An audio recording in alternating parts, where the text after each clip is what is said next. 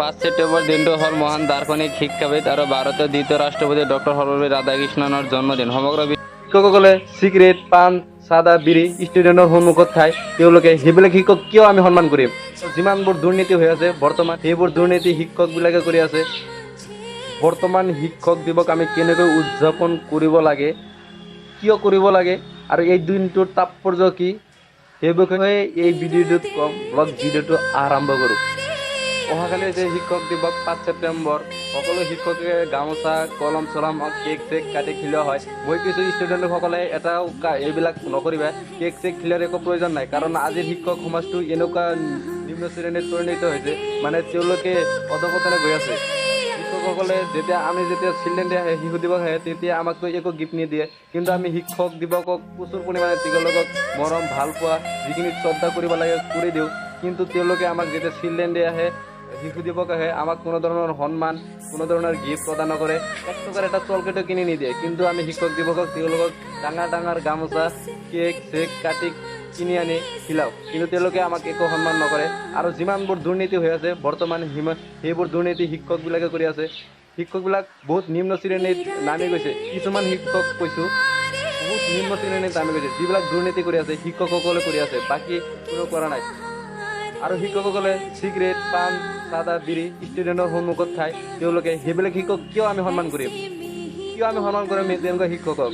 যেতিয়া নেকি এজন ষ্টুডেণ্টৰ সন্মুখত বিড়ি, পাণ, চাদা এইবিলাক খাই থাকে, চিগাৰেট খাই থাকে, আমি তেওঁলোকক কিয় সন্মান কৰিম?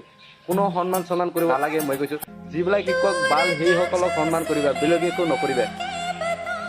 হয়, ডক্টৰ সৰ্বপল্লী ৰাধাকৃষ্ণৰ জন্মদিন উপলক্ষে শিক্ষক দিৱস পালন কৰা হয়। সমগ্ৰ পৃথিৱীৰ শিক্ষকে শ্ৰদ্ধা জনোৱা হয়। কিন্তু বৰ্তমান শিক্ষকে সেয়া হেৰাই পেলাইছে শ্ৰদ্ধাটো। যিমানবিলাক দুৰ্নীতি কৰে শিক্ষকবিলাকে কৰে। প্ৰত্যেকটো গভৰ্ণমেণ্ট স্কুলৰ মধ্যাহ্ন ভোজনৰ খাদ্য সপ্তাহত 6 দিন দিয়া হয়, শনিবাৰ দিনা দিয়া হয়। কিমানবোৰ স্কুলত শনিবাৰ দিনা মধ্যাহ্ন ভোজনৰ খাদ্য দিয়া হয়? শতকৰা 20% স্কুলত মধ্যাহ্ন ভোজনৰ খাদ্য শনিবাৰ দিনা দিয়া হয়, আৰু বাকীখিনি পকেটত সোমাই লয়। শিক্ষকসকল হৈছে এডাল মমবাতি, যিয়ে নিজে পৰি আনক পোহৰ দিয়ে। এইটো হৈছে ডক্টৰ সৰ্বপল্লী ৰাধাকৃষ্ণৰ মতে। আৰু বৰ্তমান শিক্ষক সমাজ নিজৰ ল'ৰা ছোৱালী প্ৰাইভেট স্কুলত দি চৰকাৰী চাকৰি কৰি আছে। মানে চৰকাৰী চাকৰি কৰিবলৈ মন আছে, প্ৰাইভেটত নিজৰ ল'ৰা ছোৱালী দি আছে। এনেকুৱা পৰ্যায় আহি পৰিছে। জানো এই ভিডিঅ'টোত বহু ধৰণৰ নানানজনে কমেণ্ট কৰিব। মই কিছু কৰক, মোৰ আপত্তি নাই।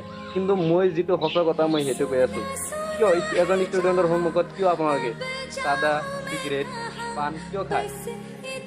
আৰে আমি যদি দেউতাকৰ পৰা টকা খুজি লৈ আমি শিক্ষক দিৱসক আপোনালোকক সন্মান জনাব পাৰোঁ, আপোনালোকে সিমানখিনি মৰ্যাদা কিয় ধৰি নাৰাখে? সেইটো বুজি নাপাওঁ। জানো মই সৰু মানুহ, তথাপি এইবিলাক ক'বলৈ বাধ্য হৈছোঁ আজি। আমি ঘৰৰ পৰা টকা পইচা লৈ আপোনালোকক ইমানখিনি সন্মান জনাওঁ, আপোনালোকে সেয়া সন্মানৰ হেৰাই পেলায়। মানে এনেকুৱা কিছুমান কাম কৰে, হেৰাই পেলায় আপোনালোকে। আজি ক'বলৈ বাধ্য হৈছোঁ, হেৰাই পেলায় আপোনালোকে। আৰে শিশু দিৱস যদি আহে আপোনালোকে ল'ৰা ছোৱালীক কিবা দিয়ে নেকি? দিয়ে নেকি আপোনালোকে? 50,60 হাজাৰ, 1.5 লাখ টকা আপোনালোকে চেলাৰী পায়। তাৰ পৰা যদি আপুনি 10,000 টকা খৰচ কৰে, কিবা হ'ব নেকি আপোনাৰ? কিন্তু আপোনালোকে 1 টকাও খৰচ নকৰে। কিন্তু শিক্ষক দিৱসৰ দিন আপোনালোকক শ্ৰদ্ধা মৰম ভাল পোৱা দিয়া হয়, আপোনালোকে গ্ৰহণ কৰি লয়। কিন্তু আৰে শিশু দিৱসক আমাৰ প্ৰাপ্য হয়নে নাই সেইখিনি যে আমাৰ পোৱাৰ? কিন্তু আপোনালোকে কিয় নিদিয়ে আমাৰ? ধৰক যিটো বাল্য বিবাহ হৈছে সমাজত, যদি শিক্ষকসকলে ইচ্ছা কৰিলে হয় যে বাল্য বিবাহ হ'বলৈ নিদিওঁ, কেতিয়াও নহ'লে হয়। কিন্তু শিক্ষকসকলে সেয়াক কোনোদিনো গুৰুত্ব দিয়া নাই। কাৰণ যি হয় বেলেগৰ হ'ব, তেওঁলোকৰ একো নহ'ব। প্ৰত্যেকটো গাঁৱত এজন না এজন শিক্ষক আছে। যদি তেওঁ ইচ্ছা কৰে যে কোনো ধৰণৰ বাল্য বিবাহ সমাজত হ'বলৈ নিদিওঁ, কেতিয়াও নহয়, ভয় খাব। কিন্তু তেওঁলোকে এই বিষয়ে কোনো কাণ সাৰ দিয়া নাই। আৰু শিক্ষক দিৱসৰ তাৎপৰ্য আমি বহলাই আজি এই ভিডিঅ'ত আলোচনা কৰিম। ব্লগ ভিডিঅ'টো আৰম্ভ কৰোঁ। 5 ছেপ্টেম্বৰ দিনটো হ'ল মহান দাৰ্শনিক শিক্ষাবিদ ভাৰতৰ দ্বিতীয় ৰাষ্ট্ৰপতি ডক্টৰ সৰ্বপল্লী ৰাধাকৃষ্ণনৰ জন্মদিন। সমগ্ৰ বিশ্বত দাৰ্শনিক হিচাপে প্ৰসিদ্ধ লাভ কৰা ভাৰতীয় দাৰ্শনিক ডক্টৰ সৰ্বপল্লী ৰাধাকৃষ্ণনৰ 1888 চনৰ 5 ছেপ্টেম্বৰ তাৰিখে মাদ্ৰাজ তিৰুতানী নামৰ চহৰত জন্ম হৈছিল। বাল্যকালৰে পৰা সাধাৰণ প্ৰতিভাৰ পৰিচয় দিয়া ৰাধাকৃষ্ণনে তেওঁ স্কুলীয়া শিক্ষা পৰিসমাপ্তিৰ পিছত মাদ্ৰাজ খ্ৰীষ্টিয়ান কলেজৰ পৰা সুখ্যাতিৰে স্নাতকোত্তৰ ডিগ্ৰী লাভ কৰে। MA পাছ কৰি দৰ্শন বিষয়ত শিক্ষক হিচাপে কৰ্মজীৱনৰ পাতনি মেলে। ডক্টৰ ৰাধাকৃষ্ণ দেৱ যেতিয়া ভাৰতৰ ৰাষ্ট্ৰপতি পদত অধিষ্ঠিত হৈছিল তেতিয়া 5 ছেপ্টেম্বৰ দিনাখন তেওঁৰ জন্মদিন পালনৰ বাবে কিছু ছাত্ৰ ছাত্ৰীয়ে তেওঁৰ পৰা অনুমতি বিচাৰিছিল। তেতিয়া ৰাধাকৃষ্ণনে ছাত্ৰ ছাত্ৰীসকলক কৈছিল যে তেওঁৰ জন্মদিন পালন কৰিব বিচৰাটো তেওঁৰ বাবে গৌৰৱৰ বিষয়, কিন্তু এই দিনটো তেওঁৰ জন্মদিন হিচাপে পালন নকৰি শিক্ষক দিৱস হিচাপে পালন কৰিলে তেওঁ অধিক আনন্দিত হ'ব। লগতে তেওঁ শিক্ষকসকলৰ দেশৰ আটাইতকৈ শ্ৰেষ্ঠ বুলি অভিহিত কৰিছিল। তেতিয়াৰ পৰা প্ৰতি বছৰে 5 ছেপ্টেম্বৰ দিনটো শিক্ষক দিৱস হিচাপে পালন কৰা হয়।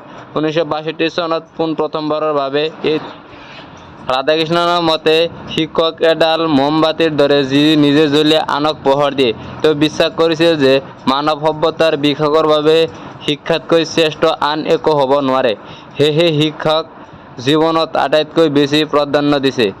আমি 5 ছেপ্টেম্বৰ দিনটো শিক্ষক দিৱস হিচাপে পালন কৰাৰ মূল তাৎপৰ্য হৈছে শিক্ষক আৰু ছাত্ৰ ছাত্ৰীৰ মাজত মণি কাঞ্চন সংযোগৰ যি পবিত্ৰ অৰ্থ তাক ফুটাই তোলা। আৰু এটা কথা মনত ৰাখিব, সকলোৱে এই ভিডিঅ'টো শ্বেয়াৰ কৰিব, এটাকৈ প্লিজ এটাকৈ শ্বেয়াৰ কৰিব।